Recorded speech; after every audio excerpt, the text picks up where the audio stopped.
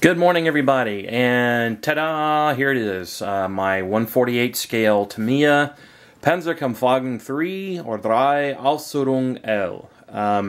48 scale. I've already built a 35th scale, and I mean, it's basically done. I apologize, it's been so long since I've done a video. It's been over a week. I had some stuff explode at work, and I'm going to be really busy in February, so I'm not going to get as many videos in as I would like. But today's a snow day. Yay, snow day. Cohen's probably going to laugh at me. Yes, it's actually snowing in Texas. But it is frickin' 12 degrees outside, and I think we've already got about 3 inches of accumulation, and everything shuts down. Why? Because we don't have the infrastructure for it, for the 5 days of cold weather that we get per year. That's why. But everybody makes fun of us anyways in Texas when it snows or we get ice. But hey, you know, that's life. But here it is. So I'm pretty happy with it. At first I thought maybe the weathering was a little overdone. I tried a couple of different techniques with MIG's pigment fixer. But I'm pretty happy with the way it worked. I kind of wanted to model this vehicle, and it's a Tunisian Africa Corps vehicle. It said Tunisia 1943. The base color is painted in life color, and I weathered it with MIG pigments, MIG pigment fixer. I used an AK Interactive DAK wash. I used AK, or not AK, but rather MIG Pigments Light Rust Effects. I mean, as you can see, the only thing really I have left to attach are these little spare track links, which I have, done a wash on. As soon as the enamel wash dries, I'm going to be putting that on. But guys, I'm pretty happy with it. I will be throwing up a photo slideshow. I like to do that of all my complete builds. So I know it's kind of repetitive. I like Panzer III, as I mentioned that. So, but here it is. Let's take some close-up views of this if we can. See if I can't maybe manipulate the light a little better, and we'll see if we can get this thing to focus in close. You can see some of the effects I did on the side of the vehicle using a pigment fixer and a combination of colors, Africa earth and Gulf War sand, so kind of give it some contrast there in the running gear. So I wanted this to be like a vehicle that was hauling ass and just kind of came to a complete stop, and all that dirt and dust and crap just kind of comes settling back down on the vehicle. There you can see, I hope that, yeah, there we go, the top of the turret. I don't know, it may be a little over-weathered. So I don't know. You will have to tell me. I'm pretty happy with it. I gotta say, I missed. I'm gonna paint that. I've got the bow machine gun, the radio operator's machine gun there. I haven't painted yet. I mean, but that'll take 20 seconds. I'm gonna paint that. Decals went down like like butter. And I'm really happy with the way the decals were really pretty simple. There was only 1, 2, 3, 4, 5, 6, 7 decals. There's the 1 and the 15 numeral on each side of the turret. One back here in the stowage bin, and then there's a Balkenkreuz here. Weathered the back with smoke and rust pigments. I've got rust on the exhaust, but in this scale, it's kind of hard to see. I of course used the pigments on the tracks. You can see that in the focus camera. Come on. There we go. Use the pigments on the tracks, so you got desert dust in the tracks. It's not showing up in the camera, I don't think so well, but I also used that burnt iron or bright iron MIG pigment, so you can kind of see the metal coming through the tracks. So I don't think there would be a lot of rust on desert tracks. That's why I put a little bit of frosting, rust frosting in the MIG Rust Effects wash on these spare track links, so that, because if they were sitting in storage, they might get a little frosting.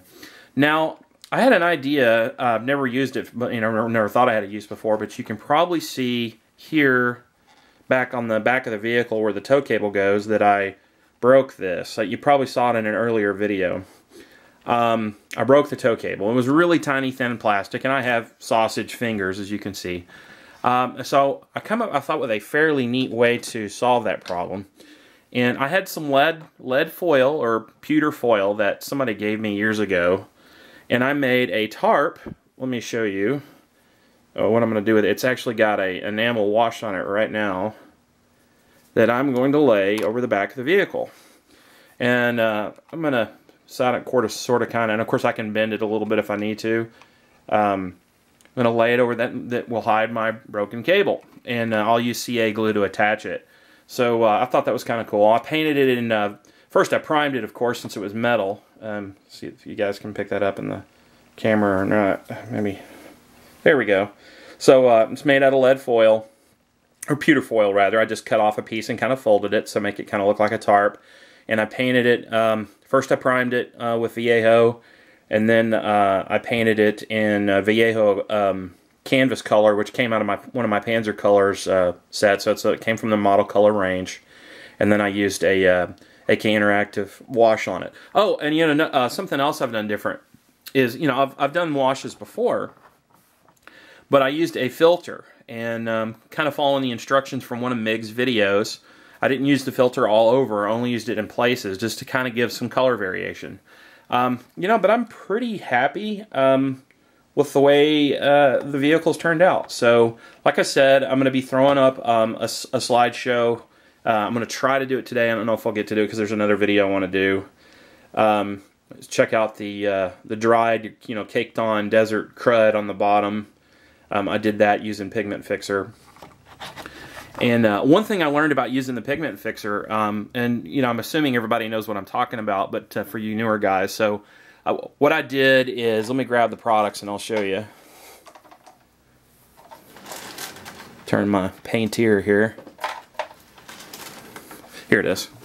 I made a combination of, I'm gonna slide this out of the way, using these MIG pigments. I use this Gulf War sand. Come on, camera, focus. Gulf War sand and African earth. I use these two colors and the MIG pigments. You know, mixed them up here in my aluminum palette, and then use their pigment fixer. And I had been applying the pigments and then put the fixer on, and as you know, that kind of turns the pigments into paint. It soaks in immediately, and this is an enamel fixer. So I guess some type of a clear enamel or flat enamel. So what I did this time is I put the fixer down and then put the pigments on top of the fixer after I'd placed the pigment fixer. And I like the results a little better, at least for dried or caked on dirt and mud. I think that came out better. A couple other little things that I did during the build. If you can see here, but on this back engine, I put on the photo etched engine screens. I'd mentioned I was going to do that. I bent it up, you know, for, you know, kind of battle damage or, you know, vehicle damage or use. I did the obligatory, you know, smoke the end of, come on camera, focus. There we go, smoke the end of the barrel. I don't really want to do that. I know that's kind of been debate, and that's a whole nother topic of conversation, what to black out the end of the muzzle or not. Excuse me, I didn't mean to bump the camera. The truth is that I don't think it's very realistic. See lots of photographs. You don't see a whole lot of blacked out muzzles. I mean, I'm sure it happened. I mean, you have to fire an awful lot of rounds.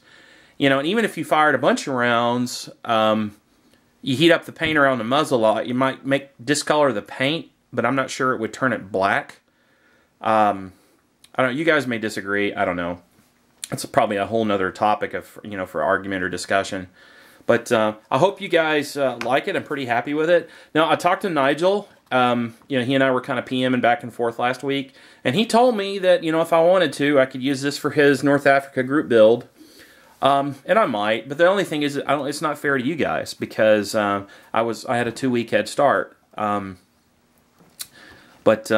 Anyways, I may build something else, and that's kind of what I may do here in my next video, is I've got several kits to pick from, and I might want you guys' input on it. But, you know, here it is, 1/48 scale, as you can see, compared to my hands, not very big, Pz. III. I'm pretty happy with it.